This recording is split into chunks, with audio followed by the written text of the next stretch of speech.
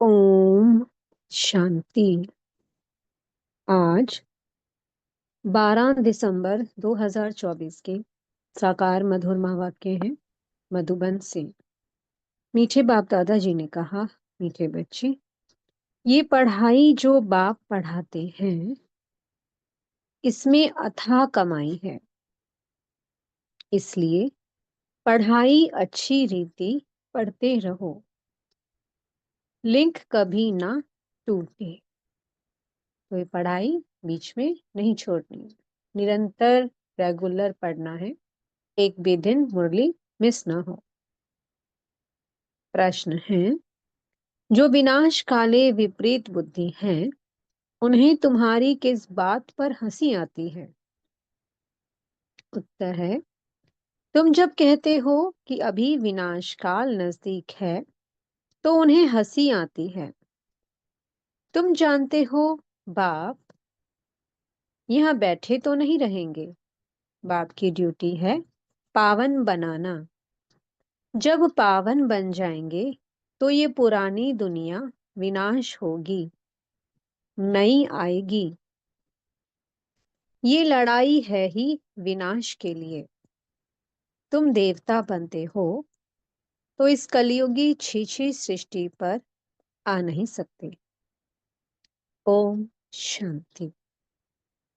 रूहानी बाप बैठ रूहानी बच्चों को समझाते हैं। बच्चे समझते हैं, हम बहुत बेसमझ बन गए थे। माया रावण ने बेसमझ बना दिया था। ये भी बच्चे समझते हैं कि बाप को जरूर आना ही है, जबकि नई सृष्टि स्थापन होनी है। त्रिमूर्ति का चित्र भी है, ब्रह्मा द्वारा स्थापना, विष्णु द्वारा पालना, शंकर द्वारा विनाश। क्योंकि करन करावनहार तो बाप है ना, एक ही है जो करता है और कराता है। पहले किसका नाम आएगा? जो करता है, फिर जिस द्वारा कराते हैं करन करावनहार कहा जाता है ना।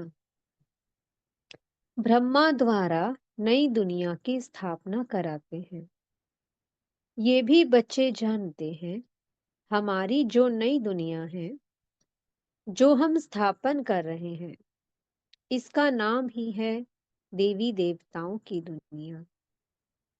सत्युग में ही देवी देवता होते हैं, किसी और को देवी देवता नहीं कहा जाता। वहां मनुष्य होते नहीं हैं। है ही एक देवी देवता धर्म, दूसरा कोई धर्म ही नहीं। अभी तुम बच्चे स्मृति में आए हो कि बरोबर हम देवी देवता थे। निशानियां भी हैं, इस्लामी, बौद्धी, क्रिश्चियन आदि सबकी अपनी अपनी निशानी है। हमारा जब राज्य था तो और कोई नहीं था। अभी फिर और सभी धर्म हैं, हमारा देवता धर्म है नहीं। गीता में अक्षर बड़े अच्छे अच्छे हैं, परंतु कोई समझ नहीं सकते। बाप कहते हैं, विनाश काले विपरीत बुद्धि और विनाश काले प्रीत बुद्धि। विनाश तो इस समय ही होना है। बाप आते भी हैं संगम युग पर, जबकि चेंज होती है। बाप तुम बच्चों को बदले में सब कुछ नया देते हैं। वह सुनार भी है, धोबी भी है और बड़ा व्यापारी भी है। बिरला ही कोई बाप से व्यापार करे। इस व्यापार में तो अथाह फायदा है। पढ़ाई में फायदा बहुत होता है। महिमा भी की जाती है कि पढ़ाई कमाई है, वो भी जन्म जन्मांतर के लिए कमाई है। तो ऐसी पढ़ाई अच्छी रीति पढ़नी चाहिए ना। और पढ़ाता भी बहुत सहज हूँ। सिर्फ एक हफ्ता समझकर फिर भल कहाँ भी चले जाओ, तुम्हारे पास पढ़ाई आती रहेगी, अर्थात मुरली मिलती रहेगी, तो फिर कभी लिंक नहीं टूटेगी। इसलिए बाबा बहुत जोर देते हैं कि मुरली कभी मिस नहीं करनी है। मुरली ही हमारी पढ़ाई है। ये है आत्माओं की परमात्मा के साथ लिंक। गीता में भी ये अक्षर है, विनाश काले विपरीत बुद्धि विनश्यन्ति और प्रीत बुद्धि विजयन्ति। तुम जानते हो इस समय मनुष्य एक दो को काटते मारते रहते हैं। इन जैसा क्रोध व विकार और कोई में होता नहीं। ये भी गायन है कि द्रौपदी ने पुकारा, बाप ने समझाया है, तुम सब द्रौपदियां हो। भगवान वाच, बाप कहते हैं, बच्चे अब विकार में नहीं जाओ, मैं तुमको स्वर्ग में ले चलता हूँ। तुम सिर्फ मुझ बाप को याद करो। अब विनाश काल है ना, किसकी भी सुनते नहीं हैं, लड़ते ही रहते हैं।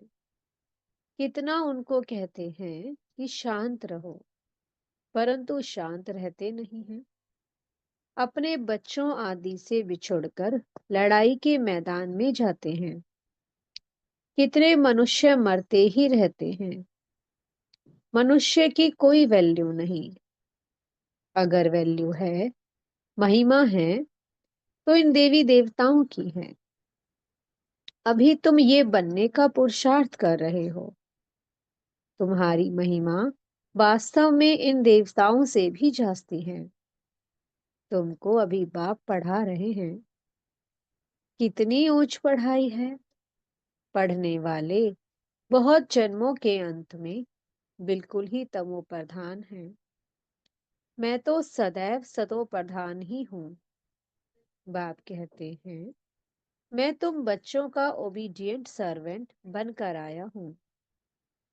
विचार करो, हम कितने छीछी बन गए हैं। बाप ही हमको वाह वाह बनाते हैं। भगवान बैठ मनुष्यों को पढ़ाकर कितना ऊंच बनाते हैं, कितना श्रेष्ठ बना देते हैं बाबा हमें इस पढ़ाई से। कहा तो हम मनुष्य हैं, और मनुष्य से हम क्या बन जाते हैं, देवता। श्री लक्ष्मी, श्री नारायण। बाप खुद कहते हैं, मैं बहुत जन्मों के अंत में तुम सबको तमो प्रधान से सतो प्रधान बनाने आया हूँ। अभी तुमको पढ़ा रहा हूँ। बाप कहते हैं, मैंने तुमको स्वर्गवासी बनाया, फिर तुम नरकवासी कैसे बने, किसने बनाया। गायन भी है, विनाश काले विपरीत बुद्धि विनश्यन्ति और प्रीत बुद्धि विचरन्ति। फिर जितना जितना प्रीत बुद्धि रहेंगे, अर्थात बहुत याद करेंगे। प्रीत अर्थात बाबा से याद, बहुत प्यार से याद करना, उतना तुम्हारा ही फायदा है। लड़ाई का मैदान है ना। कोई भी ये नहीं जानते हैं कि गीता में कौन सी युद्ध बताई है। उन्होंने तो फिर कौरवों और पांडवों की युद्ध दिखाई है। कौरव संप्रदाय, पांडव संप्रदाय भी है, परंतु युद्ध तो कोई है नहीं। पांडव उनको कहा जाता है जो बाप को जानते हैं, बाप से प्रीत बुद्धि है। कौरव उनको कहा जाता जो बाप से विपरीत बुद्धि हैं। अक्षर तो बहुत अच्छे अच्छे, समझने लायक हैं। अभी है संगम युग। तुम बच्चे जानते हो, नई दुनिया की स्थापना हो रही है। बुद्धि से काम लेना है। अभी दुनिया कितनी बड़ी है। सतयुग में कितने थोड़े मनुष्य होंगे। छोटा झाड़ होगा ना, वो झाड़ फिर बड़ा होता है। मनुष्य सृष्टि रूपी ये उल्टा झाड़ कैसे है, ये भी कोई समझते नहीं है। इनको कल्प वृक्ष कहा जाता है। वृक्ष का नॉलेज भी चाहिए ना। और वृक्षों का नॉलेज तो बहुत बहुत इजी है, झट बता देंगे। इस वृक्ष का नॉलेज भी ऐसा इजी है, परंतु ये है ह्यूमन वृक्ष। मनुष्यों को अपने वृक्ष का पता ही नहीं पड़ता है। किसी को पता थोड़ी ना कि हम मनुष्यों का भी एक वृक्ष है, एक झाड़ है, सृष्टि झाड़। कहते भी हैं गॉड इज क्रिएटर, तो जरूर चैतन्य है ना। बाप सत्य है, चैतन्य है, ज्ञान का सागर है। उनमें कौन सा ज्ञान है, ये भी कोई नहीं समझते हैं। बाप ही बीज रूप चैतन्य है, उनसे ही सारी रचना होती है। तो बाप बैठ समझाते हैं, मनुष्यों को अपने झाड़ का पता नहीं है, और झाड़ों को तो अच्छी रीति जानते हैं।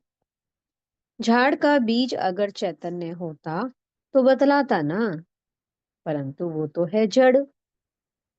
तो अब तुम बच्चे ही रचता और रचना के राज को जानते हो। ये सत्य है, चैतन्य है, ज्ञान का सागर है। चैतन्य में तो बातचीत कर सकते हैं ना। मनुष्य का तन सबसे ऊंच अमूल्य गाया गया है। इनका मूल्य कथन नहीं कर सकते। बाप आकर आत्माओं को समझाते हैं, तुम रूप भी हो, बसंत भी हो। बाप है ज्ञान का सागर, उनसे तुमको रत्न मिलते हैं। ये ज्ञान रत्न है, जिन रत्नों से वह रत्न भी तुमको ढेर मिल जाते हैं। लक्ष्मी नारायण के पास देखो कितने रत्न हैं, हीरे जवाहरों के महलों में रहते हैं। नाम ही है स्वर्ग, जिसके तुम मालिक बनने वाले हो। कोई गरीब को अचानक पड़ी लॉटरी मिलती है तो पागल हो जाते हैं ना। बाप भी कहते हैं, तुमको विश्व की बादशाही मिलती है तो माया कितना ऑपोजिशन करती है। तुमको आगे चल पता पड़ेगा कि माया कितने अच्छे अच्छे बच्चों को भी हब कर लेती है, एकदम खा लेती है। तुमने सर्प को देखा है, मेंढक को कैसे पकड़ता है, जैसे गज को ग्राह हब करते हैं। सर्प मेंढक को एकदम सारे का सारा हब कर लेता है। माया भी ऐसी है, बच्चों को जीते जी पकड़कर एकदम खत्म कर देती है, जो फिर कभी बाप का नाम भी नहीं लेते हैं। योग बल की ताकत तुम्हारे में बहुत कम है, सारा मदार योग बल पर है। जैसे सर्प मेंढक को हब करता है, तुम बच्चे भी सारी बादशाही को हब करते हो। सारे विश्व की बादशाही तुम सेकंड में ले लेंगे। बाप कितना सहज युक्ति बताते हैं, कोई हथियार आदि नहीं। बाप ज्ञान योग के अस्त्र शस्त्र देते हैं, उन्होंने फिर स्थूल हथियार आदि दे दिए हैं। तुम बच्चे इस समय कहते हो, हम क्या से क्या बन गए थे। जो चाहे सो कहो, हम ऐसे थे जरूर। बल थे तो मनुष्य ही, परंतु गुण और अवगुण तो होते हैं ना। देवताओं में दैवीय गुण है, इसलिए उन्हों की महिमा गाते हैं। आप सर्वगुण संपन्न हो, संपूर्ण निर्विकारी हो, मर्यादा पुरुषोत्तम हो। हम निर्गुण, हारे में कोई गुण नहीं। इस समय सारी दुनिया ही निर्गुण है, अर्थात एक भी देवताई गुण नहीं है। बाप जो गुण सिखलाने वाला है उनको ही नहीं जानते, इसलिए कहा जाता है विनाश काले विपरीत बुद्धि। अब विनाश तो होना ही है संगम युग पर, जबकि पुरानी दुनिया विनाश होती है और नई दुनिया स्थापन होती है। इनको कहा जाता है विनाश काल। ये है अंतिम विनाश, फिर आधा कल्प कोई लड़ाई आदि होती ही नहीं है। मनुष्यों को कुछ भी पता नहीं है। विनाश काले विपरीत बुद्धि है, तो जरूर पुरानी दुनिया का विनाश होगा ना। इस पुरानी दुनिया में कितनी आपदाएं हैं, मरते ही रहते हैं। बाप इस समय की हालत बतलाते हैं। फर्क तो बहुत है ना। आज भारत का ये हाल है, कल भारत का क्या होगा? आज ये है, कल तुम कहाँ होंगे? तुम जानते हो पहले नई दुनिया कितनी छोटी थी। वहां तो महलों में कितने हीरे जवाहर आदि होते हैं। भक्ति मार्ग में भी तुम्हारा मंदिर कोई कम थोड़े ही होता है। सिर्फ कोई एक सोमनाथ का मंदिर थोड़े ही होगा। एक कोई बनाएगा तो उनको देख और भी बनाएंगे। एक सोमनाथ के मंदिर से ही कितना लूटा है। फिर बैठ अपना यादगार बनाया है तो दीवारों में पत्थर आदि लगाते हैं। इन पत्थरों की क्या वैल्यू होगी? इतने छोटे से हीरे का भी कितना दाम है। बाबा जौहरी था, ब्रह्मा बाबा जौहरी थे। एक रत्ती का हीरा होता था 90 रुपया रत्ती। अभी तो उसकी कीमत हजारों रुपया है। मिलते भी नहीं है। बहुत वैल्यू बढ़ गई है। इस समय विलायत आदि तरफ धन बहुत है, परंतु सतयुग के आगे ये कुछ भी नहीं है। कहाँ तो सतयुग स्वर्णिम दुनिया, और कहाँ ये दुनिया। बाबा कहते हैं इस दुनिया का धन कुछ भी नहीं है सतयुग के आगे। अब आप कहते हैं विनाश काले विपरीत बुद्धि है। तुम कहते हो विनाश समीप है तो मनुष्य हंसते हैं। बाप कहते हैं मैं कितना समय बैठा रहूंगा, मुझे कोई यहाँ मजा आता है क्या? मैं तो ना सुखी ना दुखी होता हूँ। मेरे ऊपर ड्यूटी है पावन बनाने की। तुम ये थे, अब ये बन गए हो। फिर तुमको ऐसा ऊंच बनाता हूँ। तुम जानते हो हम फिर ये बनने वाले हैं। तुम जानते हो हम फिर वो बनने वाले हैं। क्या बनने वाले हैं? लक्ष्मी नारायण, देवी देवता, श्रेष्ठ बनने वाले हैं। अब तुमको ये समझ आई है। हम इस दैवीय घराने के भांति थे। राजाई थी, फिर ऐसे अपनी राजाई गवाई, फिर और आने लगे। अब ये चक्कर पूरा होता है। अभी तुम समझते हो कि लाखों वर्ष की तो बात ही नहीं है। ये लड़ाई है ही विनाश की। उस तरफ तो बहुत आराम से मरेंगे, कोई तकलीफ नहीं होगी। हॉस्पिटल्स आदि ही नहीं होंगे। कौन बैठ सेवा करेंगे और रोएंगे। वहां तो ये रस्म ही नहीं है। उन्हों की मौत सहज होती है। यहाँ तो दुखी होकर मरते हैं, क्योंकि तुमने सुख बहुत उठाया है। तो दुख भी तुमको देखना है। खून की नदी यहाँ ही बहेगी। वो समझते हैं ये लड़ाई फिर शांत हो जाएगी, परंतु शांत तो होनी नहीं है। फिर हुआ मौत मनु का शिकार। तुम देवता बनते हो, फिर कलयुगी छीछी सृष्टि पर तो तुम आ नहीं सकते हो।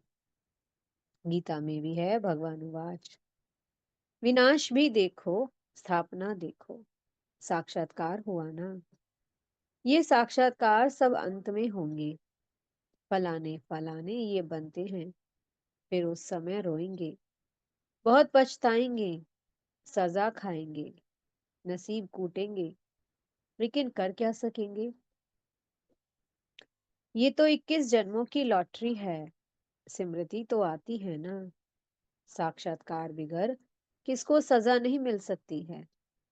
ट्रिब्यूनल बैठती है ना। अच्छा, मीठे मीठे से खिलते बच्चों प्रति माता पिता बाप दादा का याद प्यार और गुड मॉर्निंग।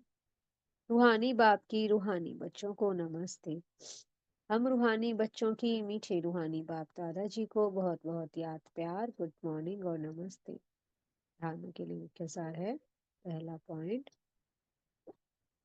स्वयं में ज्ञान रतन धारण कर रूप बसंत बनना है। ज्ञान रत्नों से विश्व के बादशाही की लॉटरी लेनी है। दूसरा पॉइंट है, इस विनाश काल में बाप से प्रीत रख एक की ही याद में रहना है। ऐसा कोई कर्म नहीं करना है जो अंत समय में पछताना पड़े या नसीब कूटना पड़े। मीठे सतगुरु जी वरदान दे रहे हैं। सदा स्नेही बन, उड़ती कला का वरदान प्राप्त करने वाले, निश्चिंत विजयी, निश्चिंत भवा। फिर से पढ़ते हैं एक बार। सदा स्नेही बन, उड़ती कला का वरदान प्राप्त करने वाले, निश्चित विजयी, निश्चित विजयी, निश्चिंत भवा। स्नेही बच्चों को बाप दादा द्वारा उड़ती कला का वरदान मिल जाता है।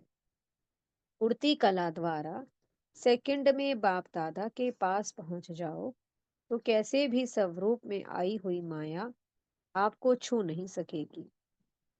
परमात्म छत्र छाया के अंदर माया की छाया भी नहीं आ सकती। स्नेह मेहनत को मनोरंजन में परिवर्तन कर देता है। स्नेह हर कर्म में निश्चित विजयी स्थिति का अनुभव कराता है। स्नेही बच्चे हर समय निश्चिंत रहते हैं। स्लोगन है, नथिंग न्यू की स्मृति से सदा अचल रहो तो खुशी में नाचते रहेंगे। ओम शांति। बहुत बहुत शुक्रिया प्यारे प्यारे हमारे मीठे मीठे बाप दादा जी का। ओम शांति।